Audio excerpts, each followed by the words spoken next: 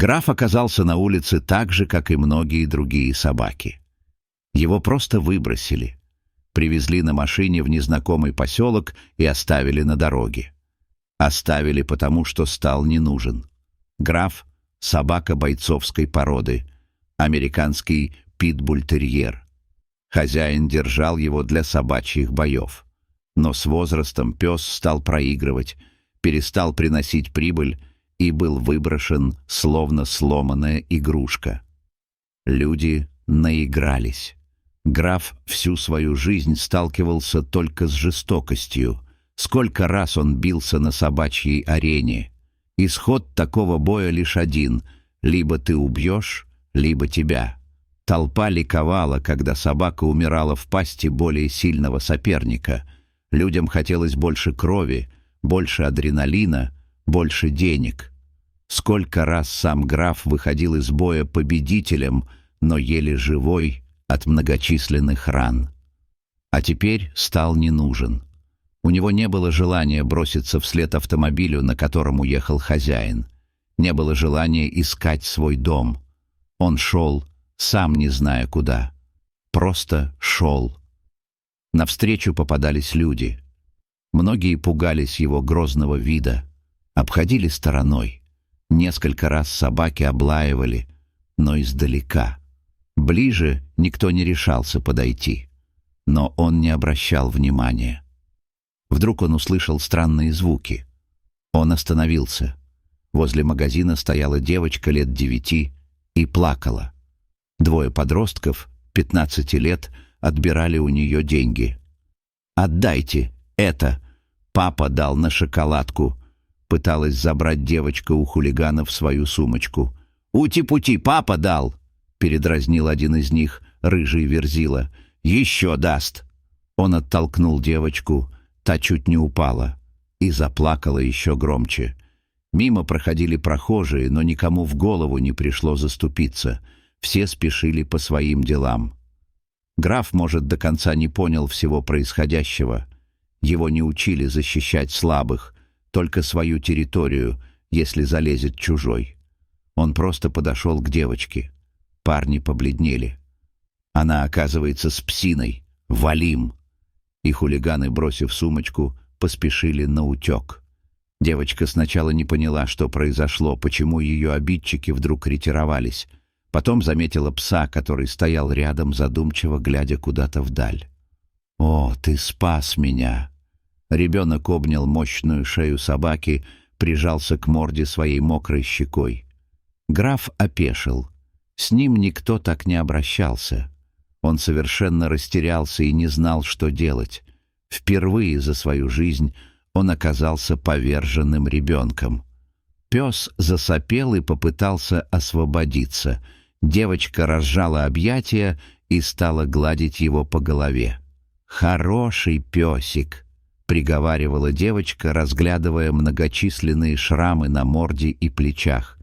«Тебя, видимо, били, да?» Она не знала, какую опасность таят собаки подобной породы. Ни одному взрослому не пришло бы в голову вот так взять и подойти к чужой собаке. Девочка, закончив обнимать своего невольного спасителя, побежала в магазин. Вскоре она появилась, но не с шоколадкой, а с сосиской. «На, кушай! Ты, наверное, голодный!» — протянула она угощение. Пес очень деликатно, одними губами, взял сосиску с маленькой ладошки. Девочка ушла домой, помахав ему на прощание. И снова граф остался один. За один день в его жизни произошли 2 переломных момента. Он остался без дома и нашел друга. Впервые в жизни его обнимали и ласкали. Это нашло отголоски в его собачьем сердце. Ведь он не был злобным существом с рождения. Таким его сделали люди ради своей выгоды. Любое живое существо как емкость. Чем вы его наполняете, то и получаете. Через несколько дней девочка снова появилась возле магазина и сразу заметила графа, который лежал в тени кустов. При виде маленького и хрупкого существа Пес поднялся и едва заметно вильнул хвостом. Девочка принесла бутерброды с колбасой. Все это собака съела до единой крошечки. Девочка весело засмеялась и пошла в магазин за мороженым. Потом они вместе пошли гулять. Граф гордо шел рядом, поглядывая на свою спутницу, а та без умолку болтала, и ее нежный голосок звенел колокольчиком. Вскоре это перешло в некую традицию. Каждый раз, когда девочка приходила в магазин, они вместе шли гулять. Чаще на небольшой пруд, что располагался недалеко. Здесь они нашли для себя игру. Девочка бросала палку в воду, а собака с разбегу прыгала за ней. Было очень весело. Однажды девочка, как и прежде, пришла к нему, но не одна. С ней был ее отец. Вот он спас меня. А еще мы играем. Он очень хороший и добрый. Ну, пожалуйста, папочка, давай возьмем его к себе. Мужчина с ужасом смотрел на мощную шею, широкую грудь, многочисленные шрамы. Хоть собака изрядно исхудала, в ней чувствовалась былая мощь. И слова «добрый» и «хороший» ну никак не подходили к этому псу. «Ну, не знаю, дочка, это довольно опасная порода. Я не хочу, чтобы он жил у нас». Граф спокойно сидел и наблюдал, словно понимая, что сейчас решается его судьба. Девочка долго уговаривала отца. Под конец и вовсе расплакалась. Мужчина сказал, что они с мамой еще подумают. Прошла практически неделя. Девочка больше не появлялась. И граф затосковал. Он прежде не знал этого чувства. С понурым видом пес слонялся по поселку и все ждал, когда же придет его друг. И вот однажды она пришла. Снова с отцом. Они надели на собаку новый ошейник. Девочка сама взяла крепкий поводок и повела за собой графа. Он не сопротивлялся. Так у него появилась новая семья. Ему отвели место в прихожей, постелили мягкую подстилку. Он даже и не представлял, с каким трудом девочка уговорила родителей взять его домой. Они были категорически против собаки. Особенно такой, маленькую. Пожалуйста, пойдем и купим, хоть сейчас. Но девочке не нужна была никакая другая собака, только этот угрюмый пес. И вот, через неделю препирательств, родители сдались. Граф в полной мере оправдал доверие девочки. Он не доставлял никаких хлопот, вел себя тихо, с гостями, сдержанно. И вскоре из коридора он перебрался в комнату девочки. Однажды вся семья, в том числе и граф, поехали на озеро. Девочка носилась со своим четвероногим другом по песку, бросала палки. Вдруг неподалеку от них остановился черный джип. Собака сразу насторожилась и прекратила играть. Вышедший из машины мужчина направился к ним. Отец девочки поприветствовал гостя. Тот стал расспрашивать о рыбалке, водится ли здесь рыба, в каких местах лучше клюет. В это время подбежала девочка в сопровождении графа. «О, так это же моя собака!»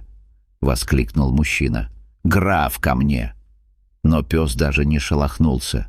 Отец семейства объяснил, что подобрали его на улице, худого и грязного. «Ну да, это я его оставил.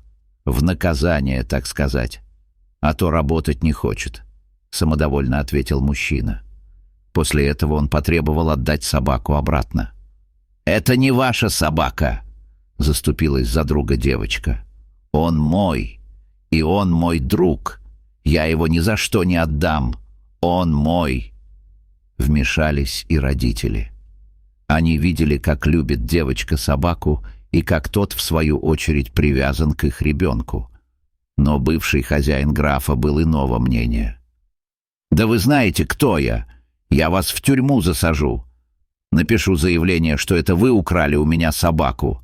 С этими словами он схватил пса за ошейник. Девочка зарыдала. Но в ту же секунду, ловко вывернувшись, граф бросился на мужика. Тот заорал и упал на песок. Родители поспешили оттащить собаку. Поднявшись, непрошеный гость сыпал проклятиями и оскорблениями. По руке стекала кровь. Пес сделал еще одну попытку броситься, хотя его крепко держали за ошейник. Но этого хватило. Бывший хозяин поспешил сесть в машину и дал по газам. Девочка, все еще рыдая, обнимала своего друга, а тот улыбался во всю свою питбульскую пасть. Впервые за свою жизнь. Даже отец девочки подошел и потрепал пса по голове, и мать, вытирая украдкой слезы, почесала его за ухом. Дул легкий и свежий ветерок. В прибрежных кустах весело пели птицы. Где-то недалеко носились за мошкарой ласточки-береговушки. Граф лежал на солнышке, блаженно жмурясь. Девочка сидела рядом и плела венок из одуванчиков, и он был самым счастливым псом на всем белом свете. Верность собаке не купишь ни за какие сокровища мира. Она либо любит, либо нет. Третьего просто не дано.